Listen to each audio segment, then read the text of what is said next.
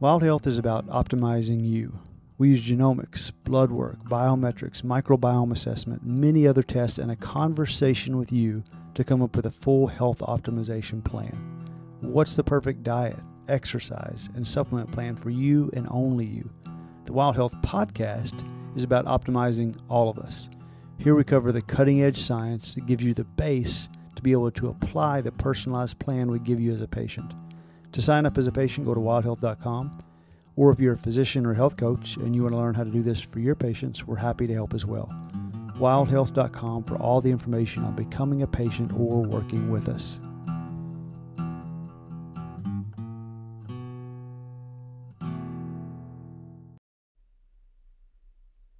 Hey everybody, welcome back to the Wild Health Podcast. Mike Stone here, and super excited to have Gabe Charalambides with us today. Gabe is the founder of Odyssey. He's a former aerospace engineer with a passion for mental health. Discovering Buddhism a decade ago and some experiences with psychedelics led Gabe to develop a deep fascination with the psychological well-being. In 2019, he decided to leave the aerospace world behind to deepen his burgeoning interest in mental health. This led him to volunteering at Synesthesis and spending extended time on silent meditation retreat, working on maps and health rhythms. Gabe has an MS in aeronautics and astronautics and an MBA from Stanford, and we are thrilled to have you with us today. Gabe, welcome to the podcast. Mike, happy to be here. And, you know, oftentimes when I talk to folks, there's a little bit of back and forth to try to get the last name right, and usually they still don't get it right, and you got it spot on. So, good start. You know, I'll take the small wins in life, Gabe. Yeah, take it. So gotta go straight to astronaut studies into psychedelic research and mental health. Like, talk to me a little bit more about that transition.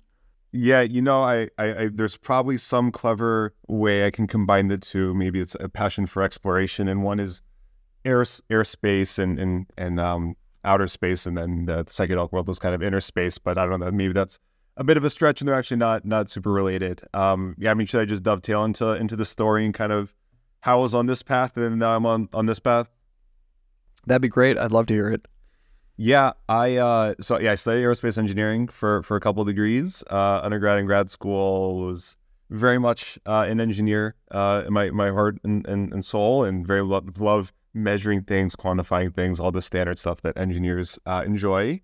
And then worked as a software engineer for a while after that. Kind of did some research, but did a lot of like robotics type stuff. So a lot of my professional world was as an aerospace person. And so there's about a decade or so of that between like studying and then working in that.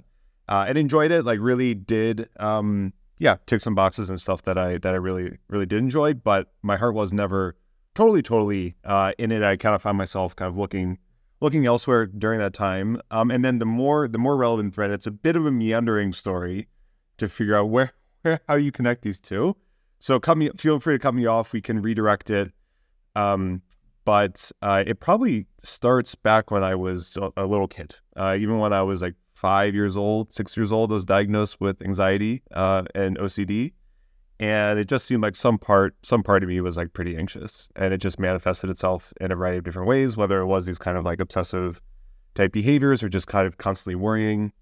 And then throughout my life, it kind of showed up in a bunch of different ways. Weird nighttime anxiety, a lot of social anxiety. I got a lot of worrying about the future and just various obsessions. So that was kind of like a force that was with me for a while. And I was put on medication at a very early age and then taken off medication. Didn't help a ton, but fortunately it wasn't like crippling to my life. So I just kind of lived with it. And then the first thing that I found that was super helpful for me wasn't psychedelics, as you might expect for this story, but was Buddhism. And I'm maybe an overly rational type person. And if I can't see it kind of with my own experience, I don't really believe in it. So what appealed to me was kind of a secular form of Buddhism, or almost like a philosophical form of Buddhism, where it just presents a way that you can. Buddhism basically says, "Hey, here are some things that we think are true about the human mind and about how kind of it works. Why don't you sit down and observe it and see if that's true for you?" And it's kind of this systematic tool to train your mind and shape how you experience the world rather than constantly reacting to things. You can respond and to bring more of a sense of agency and peace and ease into your life. And that's what it did for me. Is I started to feel much more calm, much more peaceful, much less inhibited by anxiety. And then I just became deeply fascinated in whatever this was. And it was like, wow, I just learned this skill that allows me to kind of live life differently. How fascinating is that? And so I ended up spending many like years just reading nothing but books related to kind of these ancient philosophies, Stoicism, Buddhism, etc. And then around the same time, I had some psychedelic experiences, which very kind of mysteriously at the time I wasn't in any communities of people doing this sort of stuff, so I was just kind of exploring it on my own. But I had some experiences that felt very similar to my meditation practice. It was almost like a glimpse into the end state of where my meditation practice was going, where it was like mindfulness, but to the 100th power, where you're just like so immersed in the present moment that all kinds of kind of wonderful things happen. You just experience like deep feelings of gratitude and awe and love, and you can't even conceive what the future is or the past. You're just so present. And they ended up being some just tremendously, beautiful, fascinating, and freeing experiences. I had some experiences doing them, small doses at a festival. And I felt like whatever that force of social anxiety I had was in my life was just entirely turned off. And I feel like I got to dance for the first time in my life, like properly dance. And I was like, this is what dancing is. It was the most freeing experience of my life. And then ever since then, I just kind of kept deepening this. I discovered some of the research that was being done by Johns Hopkins, maybe 7 years ago now or something like that. And found myself reading those papers for fun on a Saturday. When I was thinking about doing my PhD in aerospace, I just couldn't get into research. I was like, man, I kept zoning out. And then here I was like doing this for fun on a Saturday. And I knew that there's something real here. There's something organic here. And there was no, this is just for fun. There wasn't like some ulterior motive here. It was just me following my curiosity. And then Michael Pollan's book came out, which kind of brought a lot of things into the limelight, How to Change Your Mind, brought a lot of things into the limelight. And then, after working in the aerospace field for a while, decided to hit pause and figure out what I want to do with this next chapter of my life. I was late 20s, 29 at the time. So took some time off, decided to take a year off to do some exploration. And then around the same time, I found out about this psychedelic retreat center in the Netherlands. They're called Synthesis, that ran psychedelic retreats. And I hadn't even heard of this. What is a psychedelic retreat? I didn't even know. But what I did know is that I was looking for my first high-dose psilocybin experience. To date, I'd only done kind of lower doses in nature with friends. Really can still be a very beautiful way of doing it. But I was like, well, I want the full psychedelic therapy experience. I want the macro dose. I want the heroic dose. But I was pretty scared. I'd kind of heard urban legends. I heard like, am I going to lose my mind? Am I going to be okay? And again, like I'm probably an overly rational type person, and I'm like pretty like, listen, if it's not scientific, like it's not for me. And so I was like pretty uncomfortable with a lot of the new agey forms of psychedelics. So like you won't find any rose crystals in my house, like not like an astrology or tarot cardy type person. So and a lot of that, it does kind of permeate a lot of psychedelic culture. So I found this one center, Synthesis, that they were partnering with Imperial College, and this was in the Netherlands, and they were contributing to research. And to me, that was like the language that I spoke. I was like, okay, I think here's a place that I could feel safe. And so I signed up. And then also this was a part of my time off, and they also had an opportunity to just volunteer with them for some time. So I ended up volunteering with them for a number of their retreats, and I got to see this whole concept of a psychedelic retreat center.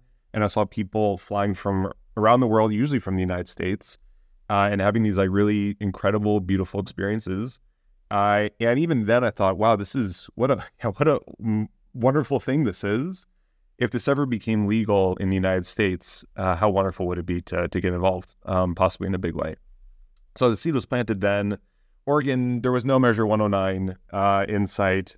Not familiar with that at all. This was 2019, and Measure 109 passed in 2020, which we can get into. So then kind of continued traveling around the world, spent a bunch of time on silent meditation retreat, I'm also really fascinated with how you measure mental health. And so I ended up building an app for myself that kind of pairs a lot of passive data like weather, activity, exercise, sleep with subjective mood input. That's a whole other thread we could get into, but just kind of like another, I suspect probably wild health adjacent, or in line with it. So really, really fun, super fascinating, but probably would derail us.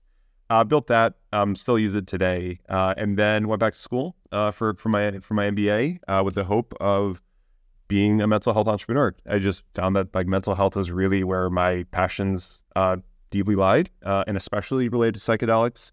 So it became this kind of exploratory period where I figured out, what could I do in this that would be useful, and that's something that would be a viable entrepreneurial endeavor. But more importantly, like connects me to my passion and something that I could contribute to other people as well. And then the same quarter that I started my MBA, Oregon did pass Measure 109, and they said, hey, now that exact retreat center that you're at in the Netherlands could legally operate in Oregon. But we're going to take a couple of years to figure out how to regulate this and license it and do this in a safe, responsible way, which I'm glad they did. I think these are not experiences to be rushed or forced. And then the way it worked out is that the first sessions that were done as part of this movement happened within about a month of when I finished my degree. So the timing couldn't have been better. And during my time in school, I didn't just explore psychedelics. I worked at a digital phenotyping company as well. Explored kind of this like measurement-based care sort of mental health stuff that I was really fascinated with. I worked at the company MAPS, who are using MDMA to treat PTSD. So it was kind of a wide exploration of this, and then kind of kept coming back to this idea of like, hey, I think this place should really exist in Oregon, and I think that there's so many people in America that would really, really benefit from these experiences and have these really incredibly beautiful experiences that probably are a little like wary of them, like I was, that they think it's still a little bit too crazy. It still feels a little bit too out there. And I feel like I can create a place that feels a little bit more approachable and relatable to at least the individuals who are more scientifically oriented, because there's a bunch of different ways you can experience psychedelics, and has a lot of historic roots in shamanistic cultures, and that's just a different way of doing it than how the United States is unfolding, with just kind of different cultural backgrounds and different views. Wonderful as well, but just I wanted to create something that felt more relatable to a Western audience. What a tremendous journey and experience for you, and just a natural unfolding of not only sort of your childhood experience, but then just everything seemed to kind of line up for you in such a pretty magical way. So, as you're aware, and I think most of our listeners who listen to the podcast are aware, I'm in Oregon, and this is definitely a hot topic here. And we've seen really in the last year just lots of psilocybin service centers that have popped up over the course of the last year here across the state. I guess maybe next for us, like, what's the current, I think I know the answer to this, but just for listeners, like, what's the current legality and legal framework around coming to a psilocybin center in Oregon, and not only for a participant, for a client who's coming, but what sort of training needs to be done for someone to be able to administer psilocybin? What does the center have to be able to provide? Just maybe a little bit of a framework of what legal psilocybin delivery looks like in the state right now. Yeah, totally. In the end, that process kind of unfolded over a couple of years, and it evolved. And so Oregon landed at 4 different licenses. There are licensed manufacturers, which is people who grow mushrooms, but they have a license to do so. There are laboratories that then test these batches of mushrooms for purity and precision in dosing, so that the grower can say, hey, this package of mushrooms contains 25 milligrams of psilocybin. So huge benefit to Oregon's framework is that you do have like purity and precise dosing. So license to grow, license to test, license to facilitate. So there are particular programs that people go through that allows them to be a licensed facilitator. So they go through it. It can be a 3 to 12 month program. They take a test, and then after which you're allowed to be a psilocybin facilitator. So pretty minimal regulations as far as if you think about mental health counselors, therapists, doctor. It's pretty minimal relative to that. So it really is up to a service center's discretion to hire who they feel is going to do a good job there. But that's the only minimum requirement there. And then there are service centers. So people who have a license to operate these experiences. And these are not dispensaries. You know, this what people are not. It's like it isn't like Oregon did not just legalize mushrooms. It's not like you can come to Oregon, buy mushrooms at a store, go take them on your own. What they legalized are psilocybin. They call them psilocybin services, which is inclusive of this whole process, which is, hey, you need to make sure you meet these minimum eligibility/screening criteria.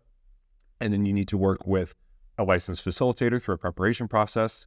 You need to go through your dosing session on site at a licensed service center. And then you can do some integration work as well on the other side. So it is like a very particular process to go through. And then, yeah, there's only like, I think 19 or so service centers that have been licensed by now, which I think is fewer than people were expecting. So we see actually an abundance of facilitators, not as many service centers. So it's been interesting to see how it shakes out. But high level, that's what it is. And the service centers, you know, they're Oregon, and this can kind of get into the retreat element of it. But in the Netherlands, these were done in kind of more naturey style retreat centers, and that's how it is in Costa Rica and Peru as well. But I think Oregon, they need to figure out how to do this in a way that feels, you know, safe and relatable, et cetera. And so pretty much all of the service centers right now are more like offices, like office type buildings, dressed up to make to look a little nicer. And some are like converted homes that really do look quite nice. But they feel more akin to an office than, say, you know, a Jamaican beach. So than a nature-based experience. So it does feel a little bit more clinical in that sense, but, you know, people have done a nice job to make it feel more cozy and homey.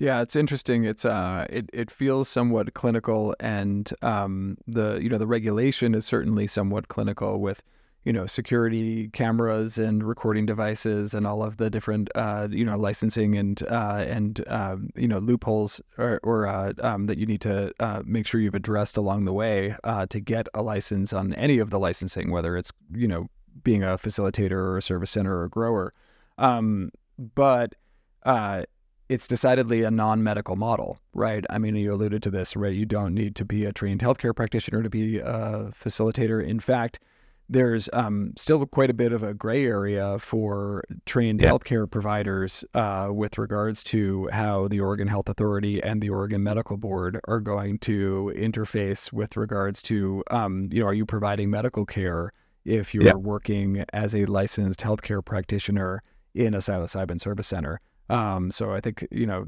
really interesting that it's a non-medical model as opposed to, the upcoming likelihood of an MDMA rescheduling, which will be decidedly a medical model. Certainly the existing mental health services provided through ketamine work, medical model, and psilocybin's really been carved out as a distinctly non-medical model, which I think is fascinating. Talk to me a bit about Odyssey and sort of the genesis there and what it looks like. Like, let's pretend I am curious and want to come and participate, right? I reach out through the website. What's the growth look like in terms of how you guys started, where you're located, what you're doing, and then what does the sort of client experience, screening, et cetera, look like as a participant? Yeah, totally. Okay, lots to get into. And just mind if I just jump back one step and comment on some of that. So you're right. I'm happy that you're in Portland and you understand a lot of this nuance, because it's important nuance. And even though Oregon, it is explicitly non-medical, and that's, psilocybin under this state level regulatory model, I think we will see psilocybin be approved by the FDA by companies like Compass Pathways and USONA years down the road, and that will be medical, and that right now it is not medical. But I think the important distinction is that most of the people who are participating in this program are still looking for help. Like, this is not recreation. This is not people just coming to this because they want to take mushrooms. It's like we see people from a whole variety of backgrounds. Some people are approaching retirement. They've gone through a few hard things in the past number of years, and they're just looking for some help processing that and moving past those things. Other folks are experiencing kind of prolonged grief over the loss of a loved one some years ago, and psilocybin can be really helpful for those. Some folks have cancer. Yeah, and then so there's, and I can get into that as well, but people are coming for a variety of reasons, but they are often seeking relief. They're often seeking healing of some kind. And unfortunately, the framework does allow us to work with them, but we just need to be very careful about the claims that we make and just make sure that we're setting proper expectations about what this is, what it isn't, what this is in terms of this isn't a treatment, but early research indicates X, Y, and Z. So it's certainly important to convey accurate expectations, and so people feel they have properly informed consent coming into this. So I just wanted to kind of mention that. And then Colorado dovetails it and adds a clinical facilitator license. Anyway, we can come back to that. But yeah, so Odyssey, that really, Odyssey was born largely of my experience at Synthesis and just seeing how much people were getting out of that, and that most of those people were from the United States. Okay, no worries. And yeah, I can turn it back on whenever. Yeah, so Odyssey was really born of that, and a lot of the people that were coming to the Netherlands were from the United States, and so Oregon now presents like a really nice, more local U.S.-based option for people to have these experiences. And I came from that environment where they did it in a retreat setting, so it was done with a group of individuals. Up to 15 or so, like 8 to 12 tends to be a bit of a sweet spot. And so the experience is embedded in the course of a retreat. And so there's a lot of programming that we can do to help people feel prepared for this experience. That begins long before they even come on site, but then they do come on site, we help them prepare for it.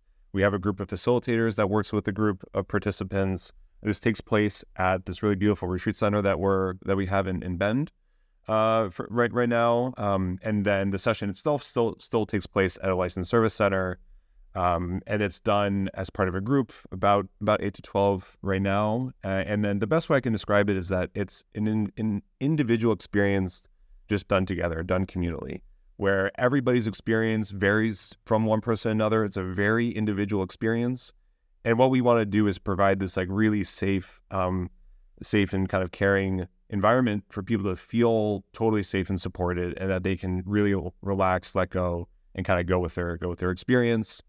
And there's something that's just magic about doing it with a group, about seeing other people go through this experience, being a part of that as they do, witnessing that, having other people see you, talking about your experience afterwards. It's just a really wonderful way to do it.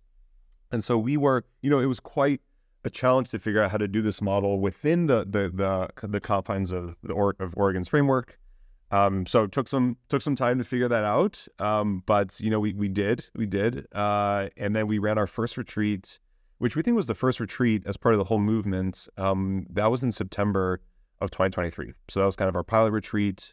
And then we ran another retreat kind of shortly thereafter, and we're kind of ramping up a little bit now at this point. So the retreats are going, and again, the group size on average, 8 to 12 people or so, and I can talk in more details about that as well. But we also started to offer one-on-one services too, because again, our North Star is, hey, a lot of the people who come to us are scared. This is their first psychedelic experience. Psychedelics still feel kind of crazy to a lot of folks. They might have read How to Change Your Mind or read some of this research, but we want to make this experience feel as safe, professional, and relatable as we can. And so the fact that we're in the United States is a big bonus. It makes people feel more comfortable. The fact that we're using psilocybin that has been grown and tested in line with this is wonderful. That there are licensed professionals is wonderful. But even the group element can be a little bit, that there's not a lot of medicine that's done in a group, and these experiences already feel so crazy. So even the group element feels a little bit too much for some folks. So we started to offer one-on-one experiences as well, which more closely resemble what you would get if you were to go to a clinical trial, where we have a group of facilitators that on the team that help facilitate these one-on-one experiences. And we have a variety of backgrounds. We slant a little bit more towards the clinical side. So we have a number of doctorate level therapists, psychologists on the team, or PsyDs, and social workers, et cetera, that do have, some genuine experience providing therapy outside of this, which really does help with the preparation and integration process. So we have a team of facilitators that we try to find the right person to work with, an individual, if they want to do a one-on-one experience. And then they kind of, we still take everybody through a screening process. We would match them with a facilitator, and then the two of them would work pretty closely together. So kind of where we're at now is we're running retreats. We have another one coming up in about a week and a half in Bend. And then we're regularly facilitating these one-on-one sessions as well. Amazing. What does the preparation look like for somebody who's getting ready, reached out, seems like a good candidate, went through the appropriate screening, and is, signed up for a retreat in 3 months from now? What does preparation look like for that person? Yeah. We try to take people, ultimately everybody's preparation process is a little bit different. And you've probably seen our website, you kind of see like what we model ourselves after, but we try to stick as closely to what they do in research trials as we can. So there's just a certain amount of guidance that provides. But really at the core of it is working with the facilitators. So, generally speaking, there's a variety of sort of these more contemplative type practices, which can be very, very helpful, whether it's establishing a regular meditative practice, journaling, getting very, very clear on your intentions, why you're coming, what you're hoping to get out of this, spending time in nature, just fostering more of this reflective mode can be really helpful. And learning to meditate also serves as just a very strong tool to have in your pocket during the experience, where you cultivate a very similar mindset both before and during the experience. So meditation is a big piece of it. But really at the core of it is your connection with the facilitator. And in the clinical trials, really all the stipulations that they provide are, hey, you work with a therapist or a facilitator for a certain number of sessions before the dosing session, and then sessions after as well. So, we view one of the most important things as part of this whole experience to just have really wonderful facilitators, know that they're great at what they do, and to give them some autonomy to really work with a particular individual and figure out what feels right for them, what do they need, establish that therapeutic alliance, which is super, super important. So there's really not much more important than somebody feeling totally safe and comfortable during an experience.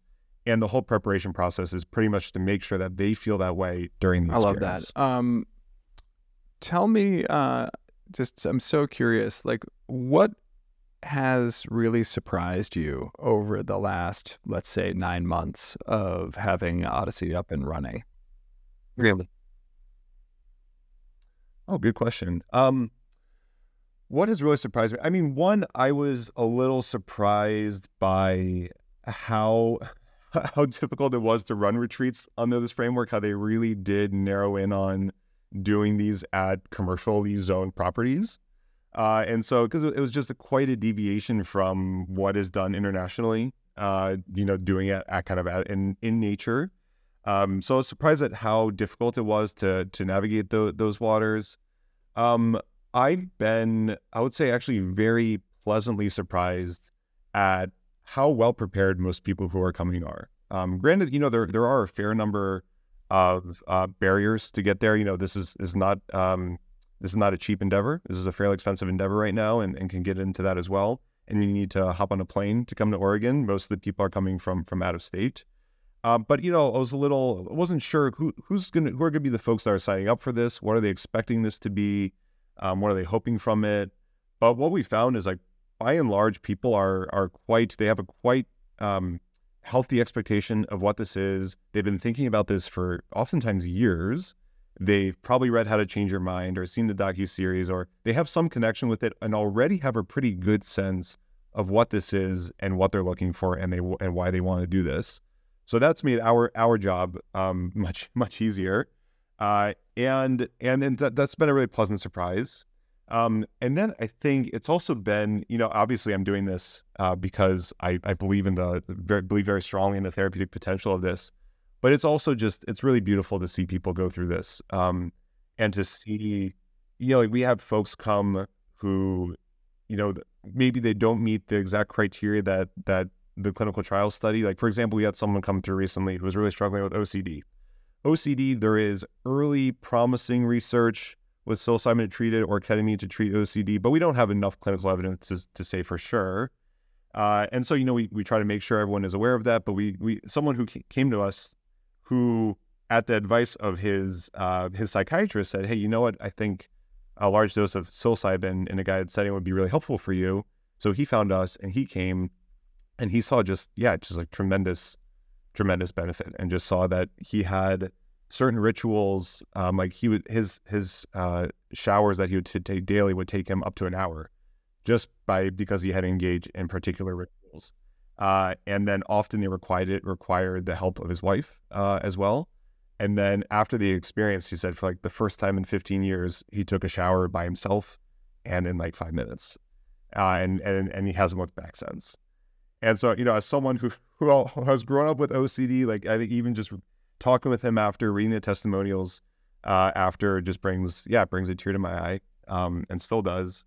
And so I think I've also been pleasantly surprised at, just how much people are getting out of this from a variety of different indications. So whether it's OCD or folks struggling with an eating disorder or folks who have traumatic brain injury, there's a slew of these kind of early indications that we don't have enough clinical evidence to say for sure this is going to help, but it really does seem to help a lot of people. So again, informed consent, super important, expectation setting, super important, but yeah, I just have even more conviction in what this can do for folks than coming into it.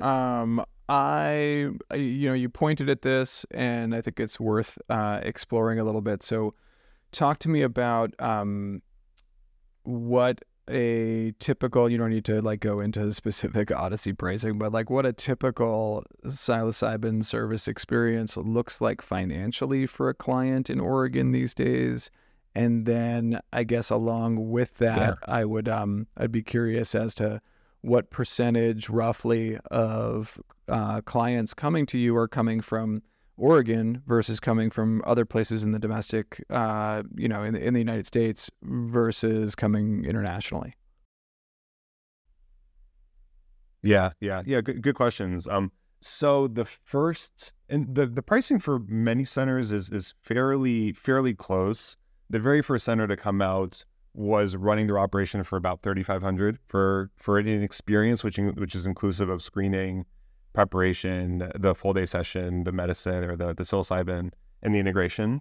And our pricing is around that as well. And it's the reason it's expensive is a fewfold, but one of them is it is a very labor intensive thing. So it's like, a lot of the folks that we have on staff are psychologists, and it can be, especially for a one-on-one experience, it can be up to 15 hours of their time for this across these different domains of screening, preparation, session, and integration. And, it's hard to offer 15 hours of a clinician's time at a super affordable rate without insurance coverage. And so right now it's not medical, and insurance is not covering this. And hopefully they will in the future, but probably not in the near-term time horizon. So it's going to remain expensive. Clinician time or facilitator time is the biggest cost. And then the other factors are, again, there's only a certain number of licensed facilities in the whole state that you can do this. So having access to those rooms is a precious commodity at this point. So that's expensive. And then the psilocybin itself is certainly more expensive than what you would get if you were to obtain it through some other means or internationally, but honestly nowhere near as expensive as it will be once a pharmaceutical company has developed it. So it is it's around $3,500, all things factored in, and then in terms of percentage coming in state versus out of state, roughly we see 90 to 95% of folks are coming from out of state. So yeah, there's, because right now Oregon is the only state that you can do this legally, but the need is pretty, distributed around the United States. So we, I think one thing that caught me by surprise is I thought that it was mostly just going to be people from California coming in. I was like, okay, if it's not Oregon, then it's just going to be California. But honestly, we get a lot of folks from all over the country. So yeah, it does seem to be, it'll be fascinating to look at a heat map of this, a year from now to see where people are really coming from. But mostly it's out of state. It's definitely not just California. People are really coming from all over. Yeah, I mean, anybody, it's always so convenient in Oregon for us to just point the finger down south for anything we want and say, oh, California. So I'm not surprised that that was maybe the initial suspicion. Amazing. So I guess, as we're kind of wrapping up here, what do you wish that I'd either asked you or you'd volunteered to explore a little bit further that we haven't gotten into? Well, I think I really, again, kind of my mission with Odyssey is like, I just really want to allow more and more people from around the world, or especially starting in America, to be open to this and to recognize that this isn't something that only New Agey type folks do. We actually see a lot of people who've never done any sort of drug before come for this, and I really love to see that, because it shows to me that they're viewing this in the right way, and that this is not just a fun thing to go get high on. This is like, hey, no, this is a very powerful healing and growth tool that I hope more and more people are open to. And so whether you are struggling with OCD or an eating disorder or anxiety or grief or a variety of things, or you're simply at a transition point in your life and you want to like kind of connect more closely to yourself and kind of make the decisions in your life going forward from a place of like, really feeling deeply like yourself. I think these experiences can be really marvelous tools. And I really just want to make them feel approachable to folks. And it's still early days. And definitely, if you're going to embark on this, make sure that you have folks around you who are aware that you're doing this. Talk to your therapist, talk to your psychiatrist, make sure that there's people in your life that are aware of this and are supportive of it. Have healthy expectations around it. Don't expect it to be a silver bullet. Know that it's often just a part of a process, and it's very important to be in therapy, to have a meditation practice, to have all sorts of work you're doing outside of this, and that this can be a very powerful adjunct to it. But and coming back to it, I just hope that, more and more people realize that this can be really one of the most meaningful and beautiful experiences of their life, and that it is something that everyday people can do. And I hope more people do, in a safe manner. Wonderful. Well, how do people find out more about Odyssey if they're curious and want to reach out? Yeah, you can go to our website. Our website is Odyssey, pdbc.com. Odyssey is, no one knows how to spell it. It's like my last name. It's impossible to spell it. 2 Ds, 2 Ys. No, sorry, not 2 Ds. ODYSSEY, PBC, publicbenefitcorporation.com. Or you can just Google Oregon Odyssey Psychedelic and you'll probably find us. So wonderful. Thank you so much, Gabe. It's been an absolute pleasure getting to hear about what you're doing, and what an amazing story and what great work that you and your colleagues are up to. So thanks for chatting with us today. Thanks, Mike. Really appreciate you having me on. Thanks so much for listening to the Wild Health Podcast. If you're a Wild Health patient, you might not know, but you have access to our referral program. This gets your friends and family 25% off Wild Health services. Just head to Clarity, and in the top right corner, you'll see Refer a Friend. Click there, and you'll be brought to a page with your referral code. Happy sharing.